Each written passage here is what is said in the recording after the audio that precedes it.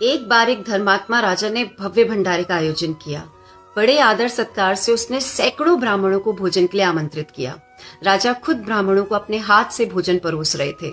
ऐसे में जैसे वो एक ब्राह्मण की थाली में भोजन परोसने लगे, ऊपर आकाश में एक चील अपने मुंह में मृत सांप को दबाए उड़ती हुई गुजरी।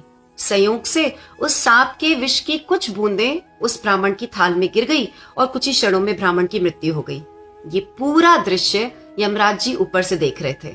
अब वो उलझन में फंस गए कि इस पाप का दोषी कौन है। क्या इस पाप का दोषी वो राजा है जिसने बड़े ही श्रद्धा भाव से उस भंडारे का आयोजन किया, या वो चील जो अपने बच्चों का पेट भरने के लिए भोजन लेकर जा रही थी, या वो मृत सांप जिसमें अब जान ही नहीं है। वो इस उलझन को सुलझा नहीं पाए और किसी को भी इस पाप का दोषी नहीं बता पाए। समय बीत गया। थोड़े महीनों बाद कुछ ब्राह्मण उस राजा से मिलने उसके राजमहल की ओर जा रहे थे। मार्ग में उन्हें एक स्त्री मिली। उन्होंने उस स्त्री से राजमहल का रास्ता पूछा। स्त्री ने रास्ता तो बताया और जाते जाते बड़े ही व्यंगपूर्ण अंदाज में उन ब्राह्मणों को बोली, सुनो, तुम राजमहल तो जा रहे हो, लेकिन सावधान रहना, ये राजा ब्राह्मणों को जहर दे देता है। और ये कहकर हंसती हुई वहां से चली गई। बस स्त्री का ये वाक्य सुनते ही यमराज जी ने उस स्त्री को उस ब्रह्म हत्या का दोषी बताया। ये सुनते ही सारे यमदूत चौंक पड़े।